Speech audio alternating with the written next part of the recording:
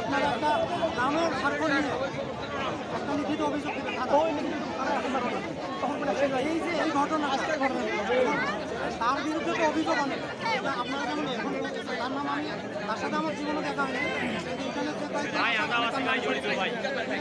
আপনারা একটা লিখিত অভিযোগ দেন আমরা এর মধ্যেই খোঁজা শুধু তাকে না তার যে দোষী আছে তার সাথে যে কয়েকজন ছিল বলেন তো কি হয়েছে, সমস্যাটা বলবেন? আমি তো ছিলাম না, বলতে পারবেন? কি বলবো? কি বলবে ভাই? এই তো সোনা থেকে দিতে পারবে, বাবা দিতে পারবে। আপনারা করতে গিয়ে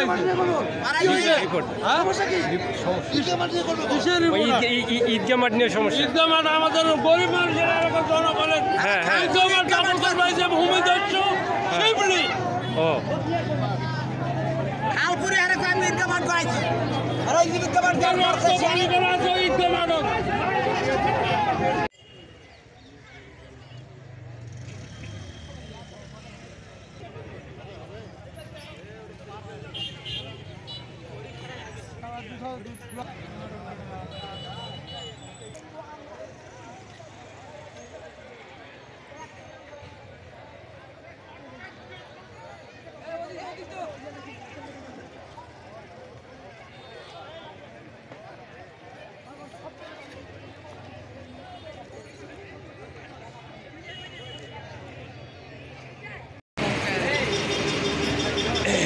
দীর্ঘ 1 ঘন্টা পর ফুলবাড়ি দিনাজপুর মহাসড়কের অবরোধ ওঠে এবং অবরোধটি ছিল এইখানকার ঈদগা মাঠ নিয়ে।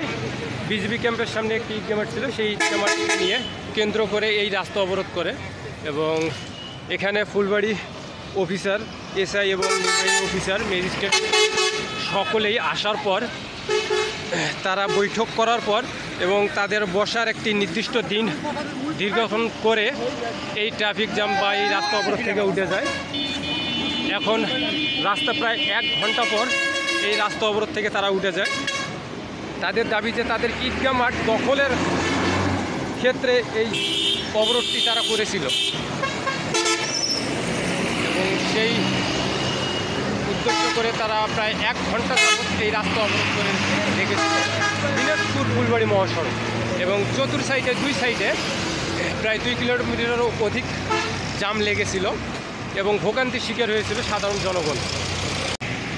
এই ছিল আমার কাছে বিস্তারিত। জুবায়ের ইসলাম, দিনাজপুর জেলা প্রতিনিধি, আলোকিত টিভি।